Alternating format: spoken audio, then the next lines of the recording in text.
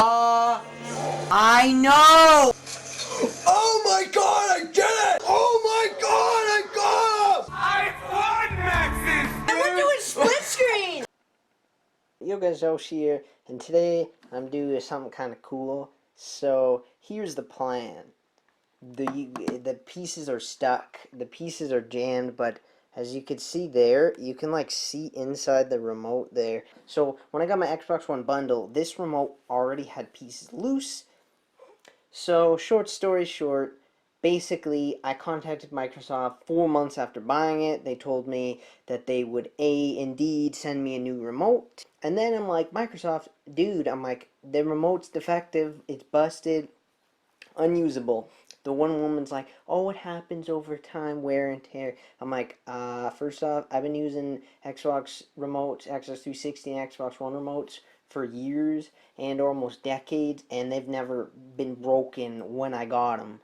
Again, short story short, never got a new remote, even though I sent Microsoft my actual address. They said they're going to send me a new remote. Never happened. These are all my little screwdrivers for this, so I'm not going to show you the entire process because it's going to take too long. Alright, so that took longer than I wanted to, and I broke my tool there. I took off those panels, which is, I don't know why Microsoft makes these things so dang, yeah. So now it is time to undo these screws. So also you have to peel that off, which I stabbed myself with my little knife I made. So yeah. Yep. So sorry guys, I got a little ahead of myself. So I already went and installed that onto that. So there's that.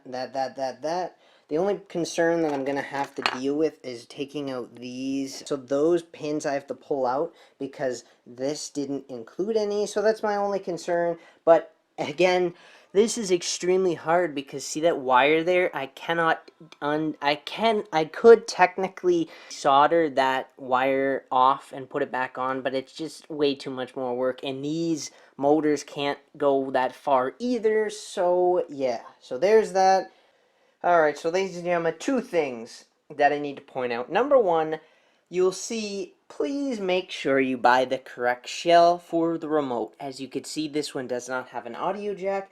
This shell has an audio jack. Cut those things there and cut that there. I've also had to file down this and or that to fit in the notches for the motherboard, which is those little notches right there.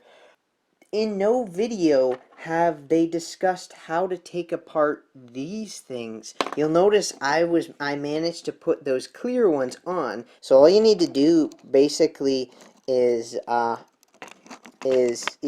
basically you just need to make sure the one end of the pliers is pushing that pin there, and the other, make sure to put the plier on that wall there, and then you just squeeze and it pops the pin out.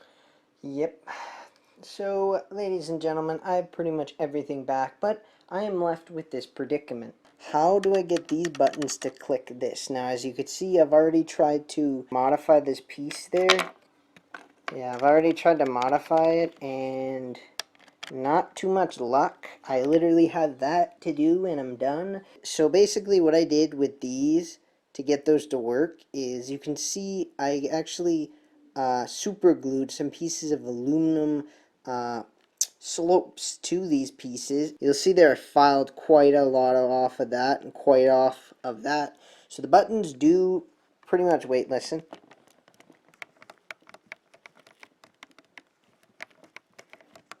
The buttons surprisingly do work. Like I said again, please, whatever you do, make sure you get the right shell for the right remote. I'm done.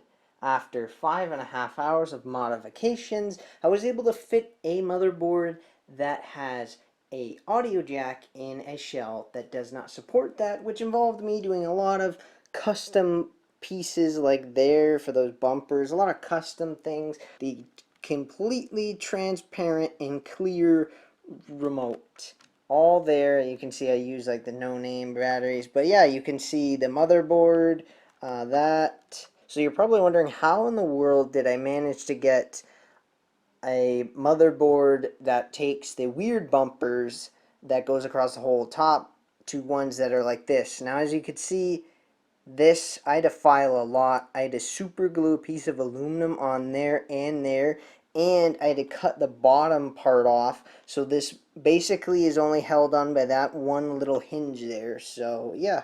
So pretty much everything seems to be working fine for the buttons. I'm not going to know until obviously I do a test. Let's see what happens when I power it on.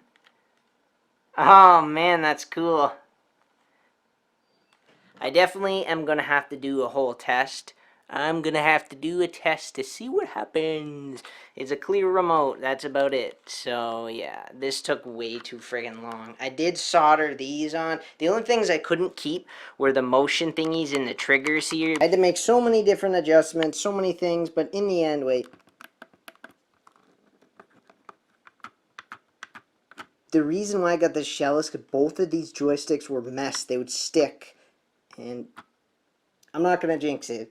All I did when I had this off, moved that thing with my finger, and I got WD-40 and a Q-tip, and I wiped inside of where that joystick is, just to give it some like lubrication, just to see, and that seemed to work. I'm not going to say anything yet. These are going to be really dodgy to use, but everything else seems to be doing pretty well. That's funny. What's funny is I seem to fix that problem, but listen. You can barely hear the click on that one, and then, so yeah, I think there was junk in there or something. Plain, clear remote, nothing too fancy, nothing too special. If you like these types of videos or if you want to see me actually do the whole process of putting an entirely new shell on a remote, like, this video would have to get probably a few thousand likes. Clear remote, nothing special, nothing too fancy. The LED seems to be, I know you can't really see it on camera, but the LED seems to be off by a little bit. It seems to be down, which probably explains why this button is so low. Yeah, now, oh, perfect view. See how low that button is?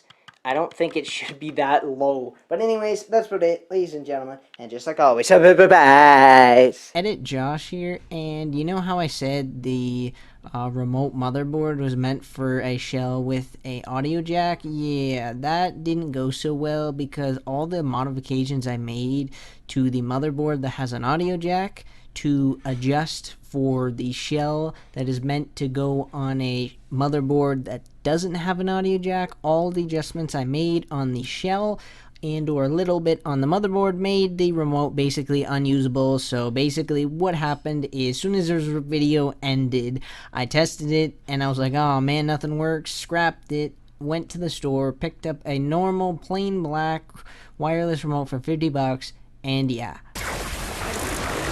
Toasting them. Listen.